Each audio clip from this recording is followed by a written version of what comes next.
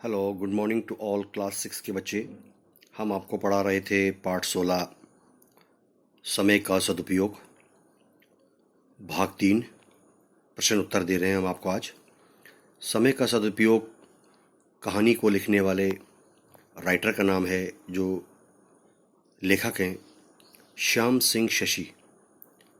श्याम सिंह शशि ने समय की महत्ता को, टाइम के इम्पोर्टेंस के बारे में बहुत ही सुंदर तरीके से समय का, वक्त का उन्होंने वर्णन किया है।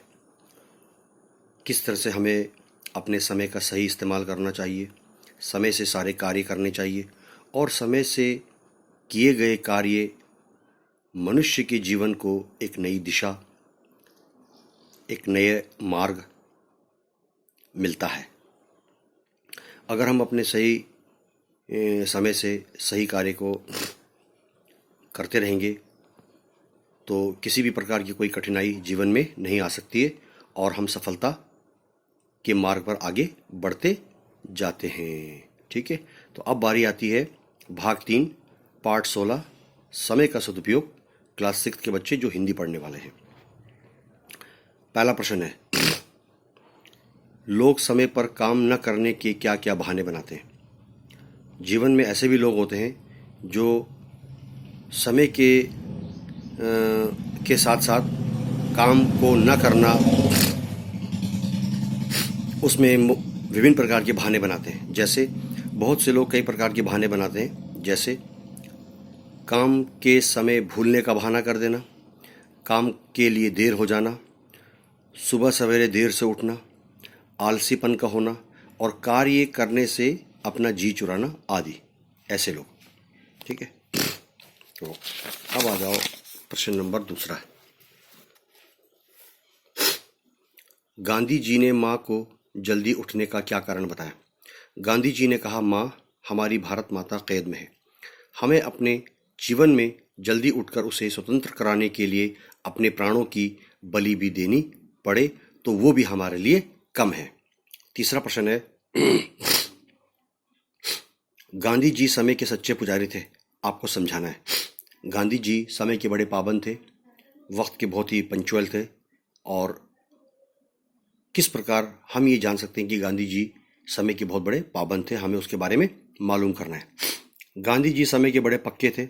वो अपने कार्यों को पहले से ही निर्धारित करके रखते थे कि किस तरह से काम करना है, सुबह कितने बजे उठना है, दिन का खाना और आश्रम में जो दिनचर्या है हर रोज़ की, किस प्रकार उसको किया जाना है, वो पहले से ही उसको फिक्स निर्धारित करके रखते थे।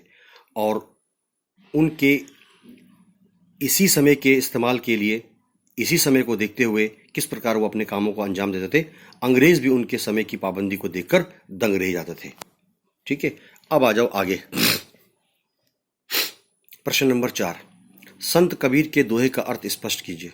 कबीरदास जी ने एक 2 लाइन लिखी है, काल करे सो आज करे सो अब, पल में परले होएगी बहुरी करेगा कब।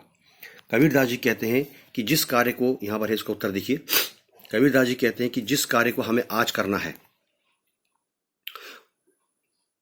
उसे हम अभी करें, और अभी का जो हम काम करते हैं उसको तुरंत कर देना चाहिए। अर्थात इसका मतलब ये हुआ कि जिस काम को हमें कल करना चाहिए उसे हम आज करें, और आज के काम को हमें अभी करना चाहिए। और उस काम को आज कल करते करते हम सोचते हैं कि चलो आज नहीं करेंगे, कल करेंगे, परसों करेंगे, तो वो काम करते करते कभी भी पूरा नहीं होता है। अब आ जाओ प्रश्न नंबर 5। गांधी जी ने अपने आश्रम में क्या नियम बना रखा था। गांधी जी ने अपने आश्रम में कई प्रकार के नियम बना रखे थे। जैसे उनमें से एक नियम है, अगर निश्चित समय के बाद कोई भी अतिथि, कोई भी मेहमान आश्रम में आता है तो उस व्यक्ति को, उस अतिथि को उस समय का भोजन नहीं दिया जाएगा। छठा प्रश्न है, समय का सदुपयोग करना क्यों आवश्यक है। क्योंकि समय बहुत मूल्यवान होता है। समय पर किए गए कार्य हमारे जीवन को उचित दिशा दे सकते हैं। अनेकों महापुरुषों ने समय को समायोजित करके अपना जीवन सरल और सुगम बना दिया। अब आ जाओ आगे। प्रश्न है तीसरा, रिक्त स्थानों की पूर्ति कीजिए। फिल इन द ब्लैंक्स आपको भरना है। पहला है, कोलंबस ने नई दुनिया की खोज की। पुराने समय में मुर्गे की बांग, सुबह मुर्गा जो चिल्लाता है, वो अलार्म का एक काम करता था।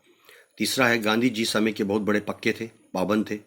चौथा है वो युवक निर्णय नहीं ले पा रहा था, फैसला नहीं ले पा रहा था कि किसका आदेश माने। और अंतिम है पांचवा, गांधी जी की समय की पाबंदी देखकर अंग्रेज भी दंग रह जाते थे। तो ये था आपका पार्ट 16, समय का सदुपयोग, प्रश्न उत्तर, उसके एक्सरसाइज। इनको आप पढ़ते रहिए, समझते रहिए। बहुत बहुत धन्यवाद।